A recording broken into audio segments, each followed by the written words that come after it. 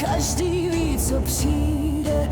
České dresy hoří barvami, jak srdce tluče rychleji. Jsme malá země, ale duší obrovská. Když stoupí naši hráči na led, celý národ dýchá s nima. Tam, kde se mění pot v legendy, tam se rodí síla, co nikdy nezmizí. Zlaté Nagano v srdcích zůstává.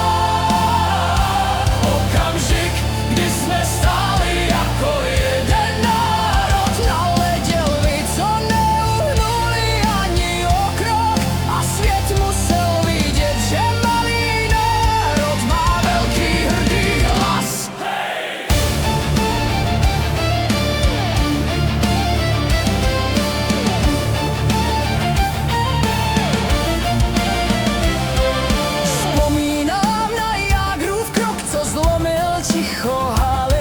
A na Haška, jak se vrhal proti střelám jako zeď z oceli. Tam někde uprostřed zimy vznikl zázrak, který už nikdy nevezmou ani roky, ani slova. Každý zákrok, každý gól byl příběh, co psali naše duše.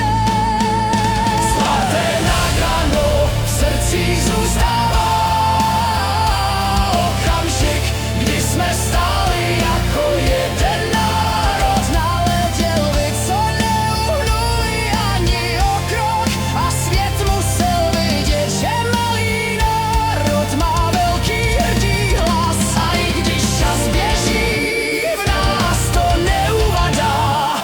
Na každém rybníku kluci sní svůj malý sen.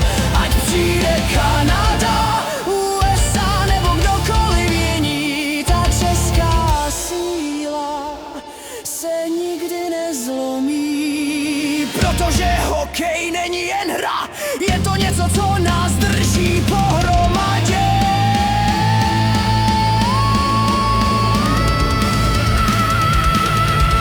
Zlaté Nagano v srdcích zůstává.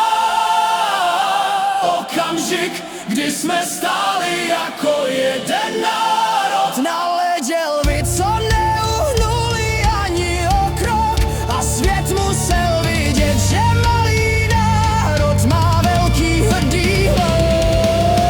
Když hraje hymna, každý u nás ví, že hrdost je víc než barvy dresů.